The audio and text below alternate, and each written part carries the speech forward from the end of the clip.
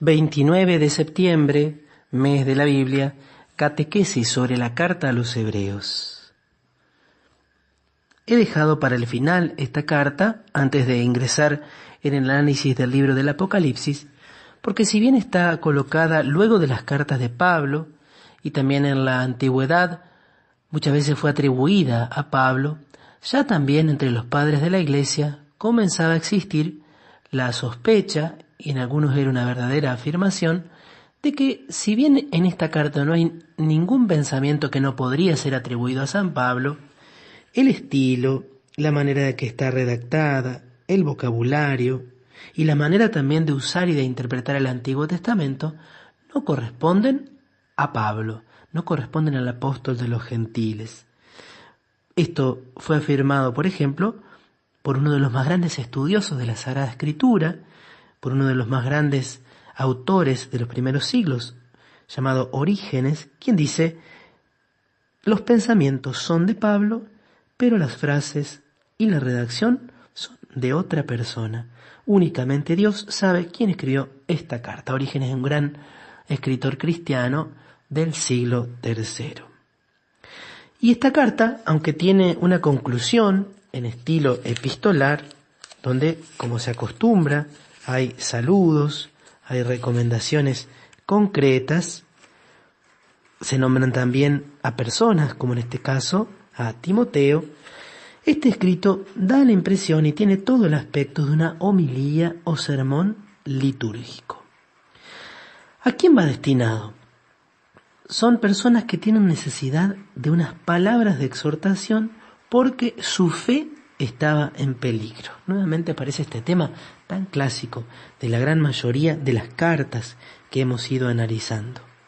Eran personas que después de un primer entusiasmo de su conversión y de su entrega a Cristo, se habían dejado arrastrar por la fatiga y el desaliento. Esto hacía que había algunos que dejaban las asambleas litúrgicas y su formación cristiana dejaba mucho que desear. Por otra parte, como ya hemos visto en otras comunidades, las pruebas y persecuciones habían provocado el desconcierto, porque el Señor permitía esta oposición a su iglesia. El autor entonces de este escrito, de esta homilía, de la carta a los Hebreos, los exhorta a seguir el camino que conduce desde este mundo perecedero al mundo celestial. Es una carta en la cual se va a hablar mucho del santuario celestial y del cielo y de la esperanza de los cristianos. Y para poder llegar allí, el autor presenta a Cristo como el sumo sacerdote. Ese es el gran tema de la carta a los Hebreos. Cristo es el sumo, el nuevo y el eterno sacerdote, que ha sellado la nueva alianza entre Dios y los hombres, y es aquel que la ha sellado con el nuevo, el único y el perfecto sacrificio. Y este Cristo ahora ejerce en el cielo una mediación eterna. Aparece Jesús entonces como aquel que ofrece el sacrificio, que ya no es con sangre de toros o de chivos, sino que es con su propia sangre, que ingresa en el santuario celestial, pero que también allí en el santuario celestial continúa siendo mediador, continúa ejerciendo su intercesión por todos nosotros. Esta carta entonces va a describir ese itinerario de la Iglesia en marcha hacia la tierra prometida, guiada por Jesucristo.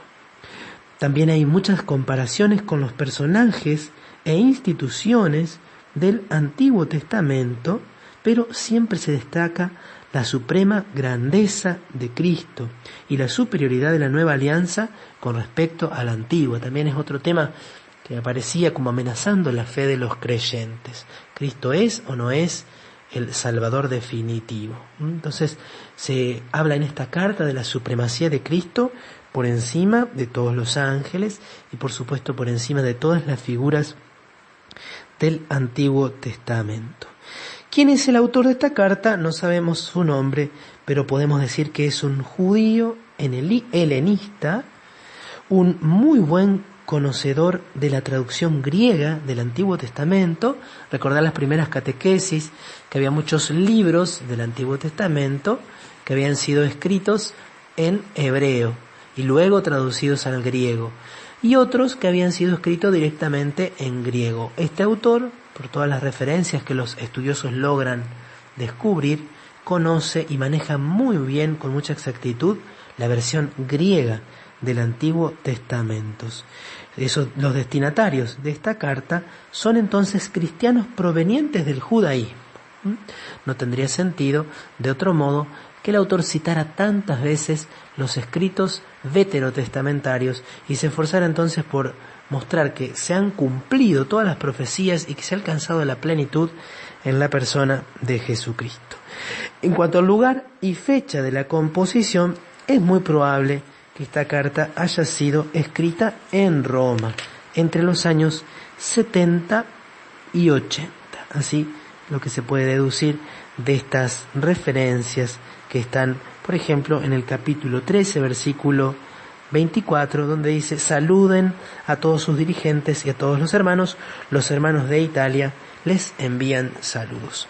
Como siempre, entonces, vamos a tratar de encontrar algunos de los pasajes más importantes o más sugerentes de esta carta. Indudablemente que uno de ellos es el breve prólogo, tan sustancial. Casi podríamos ponerlo al mismo nivel que el prólogo del Evangelio de Juan.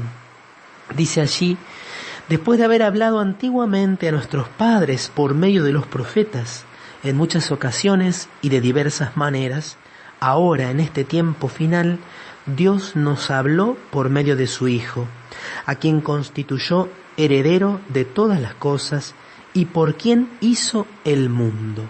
Y ahora vienen algunas afirmaciones sobre Cristo, ¿sí? Mostrando una cristología muy avanzada, muy evolucionada. Él es el resplandor de su gloria y la impronta de su ser. Él sostiene el universo con su palabra poderosa, y después de realizar la purificación de los pecados, se sentó a la derecha del trono de Dios en lo más alto del cielo.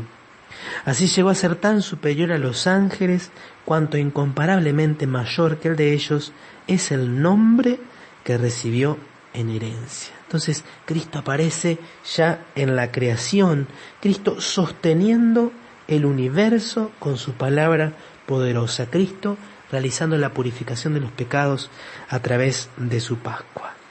Se afirma entonces en el capítulo 1, citando muchos textos del Antiguo Testamento, la superioridad de Cristo sobre los ángeles y sobre todas las demás criaturas. Se habla también allí en el capítulo 2 de la redención. Y a partir del capítulo 3 comienza a hablarse del sacerdocio de Cristo. Comienza a llamarse a Jesús apóstol y sumo sacerdote de la fe que profesamos. Se lo menciona como superior a Moisés y se habla de él como el sumo sacerdote insigne que penetró en el cielo. Pero este sacerdote no es incapaz de compadecerse de nuestras debilidades.